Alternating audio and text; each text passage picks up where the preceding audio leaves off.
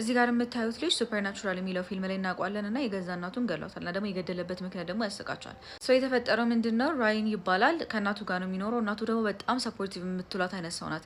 ገና በ8 ዓመቱ የአክቲንግ ፍላጎቱን አይታ የተለያየ ኦዲሽኖች ላይ ውድድሮች ላይ ምናምን ነገር ትወስደው ነበር እና ደግሞ እሱም ችሎታው ስለነበረው የተለያዩ ሮሎችን ማግኘት ጀመረ። መጀመሪያ ከቲቪ ኮመርሻል፣ ከዛ በኋላ የተለያየ ፊልሞች ላይ ካስት መደረግ ጀመረ።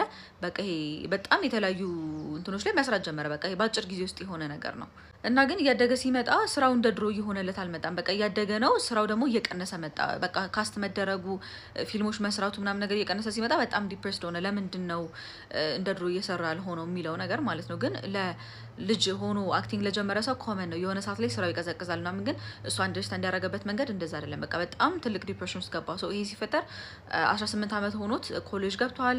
ክላሱን ፌል እያደረገ ነው። ግን ስቲል በቃ አውዲሽን ይሄዳል ምናምን እና በስንት አንድ ጊዜ ይሄኛውን ሙቪ ካስት ተደርጎ ትንሽዬ ሲን ተሰጥቶት ሰራ። ከዛ የሚስተካከል መስሎት ነበረ በቃ አንዴ ከታየው ምናምን ብሎ፣ ግን እንደጠበቀው አልሆነም።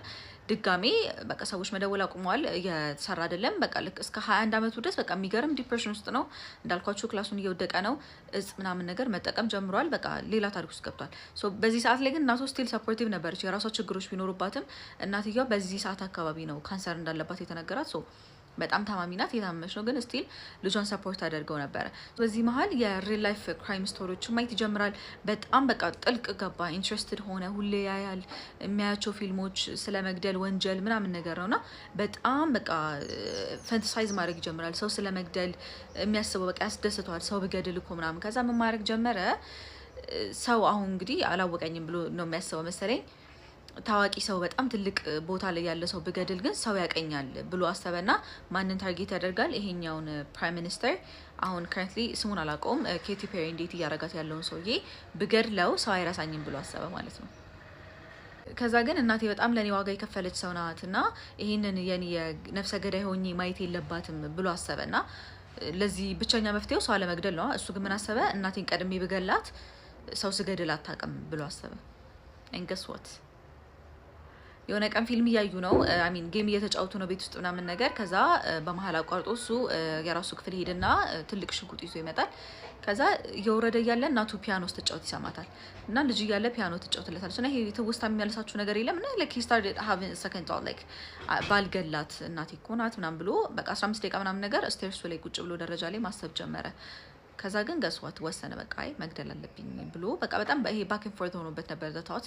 ከዛ ሄዶ እናትየው ጀርባ ጥሩነቱ ማን እንደገደላት አላወቀችም። ጀርባዋን ሰታ ፒያኖን እየተጫወተች ነው። በሽጉጥ ተኩሶ ይገላታል ማለት ነው። ከዛ ግን እሱ ያለበትና ፕራይም ሚኒስተር ያለበት ቦታ የ50 ሰዓት ድራይቭ ነው። 50 ሰዓት ነድቶ መሄድ ነው ያለበት። እቃዎቹ ምናምን ነገር ያዘ፣ መንዳት ጀመረ ማለት ነው። ከዛ ልክ እየሄደ 4 ሰዓት ነው 5 ሰዓት ከነዳ በኋላ ድጋሚ ሌላ ሀሳብ ሰከንድ ታውት ይመጣበታል። ከዛ በቃ ሻይ ኮሌጅ ሊሄድና ሹቲንግ ሊጀምር እዛ ያሉት እንዳለ እንትን ሊሉ በጣም ብዙ መሳሪያ ነው ያዘው። ከዛ ድጋሚ ይሄዳል ማለት ነው። ወደ ትምህርት ቤት መንዳት ይጀምራል ተመልሶ። ከዛ ወደ ትምህርት ቤት እየሄደ ሀሳቡን ይቀይራል። ከዛ ምን ቢያደርግ ጥሩ ነው? ፖሊስ ጣቢያ ሄደ፣ እጁን ሰጠ። ይሄ ሁሉ ላይክ ፎር ናቲንግ ወይ ያው ስሙ ወጥቶለታል፣ ግን ላይክ ሂ ኪልድ ሂዝ ማም ኤኒዌይስ። እህትዮዋ ቤት ስትገባ እናትዮዋ ሞታ አገኘቻት። በጣም አስቡ ለእህትዮዋ ራሱ እንዴት ትራውማቲክ እንደሚሆን። ከዛ ለፍርድ ቀረበ። ያው የሰጠው ምክንያት አሁን የነገርኳችሁ ነው። እንደዛም ስሙ እንዲታወቅ ስለፈለገ እናቴ እንድታይ ስላልፈለኩኝ እናቴን ቀደም የገደልኳት አለ። ኤኒዌይስ የእድሜ ልክ እስራት ነው የተፈረደበት። ከ14 ዓመት በኋላ የእስር ማቅለያ መጠየቅ ይችላል። 34 ምናምን ዓመት ሲሆን ማለት ነው። በ21 ዓመቱ እናቱን ገደለ። ኤኒዌይስ ኬዙን ማየት የምትፈልጉ ሰዎች ከታች አስቀምጥላችኋለሁ። ባይ